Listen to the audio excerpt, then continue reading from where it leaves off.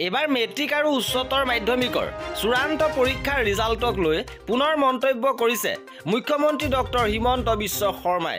ইতিমধ্যে ৰিজাল্ট 19-20 এপ্ৰিলত ঘোষণা কৰিব বুলি জনোৱা হৈছিলে আৰু পুনৰ এই কথা মুখ্যমন্ত্ৰীয়ে জনাইছে যে ৰিজাল্ট কেতিয়াকৈ দিয়া হ'ব। ৰিজাল্ট সন্দৰ্ভত নতুন মন্তব্য কৰিছে, সবিশেষ আপোনালোকক জনাব বিচাৰিছোঁ। মই ভাবোঁ 19-20ৰ পিছত দিব, কোন দিনাখন দিবতো এইটো মই ক'ব নোৱাৰোঁ, কিন্তু মেট্ৰিকৰ ৰিজাল্ট মই জেনেৰেলি খবৰ লৈছিলোঁ, তেওঁলোকে কৈছে যে ছাৰ 19 তাৰিখৰ পিছত ৰেডি হৈ যাব, কিন্তু কোন দিনাখন দিব এইটো সোধাটো মোৰ কাৰণে উচিত নহয়। মই ভাবোঁ 19-20ৰ পিছত দিব, কোন দিনাখন দিবতো এইটো মই ক'ব নোৱাৰোঁ, কিন্তু মেট্ৰিকৰ ৰিজাল্ট মই জেনেৰেলি খবৰ লৈছিলোঁ, তেওঁলোকে কৈছে যে ছাৰ 19 তাৰিখৰ পিছত ৰেডি হৈ যাব, কিন্তু কোন দিনাখন দিব এইটো সোধাটো মোৰ কাৰণে উচিত নহয়।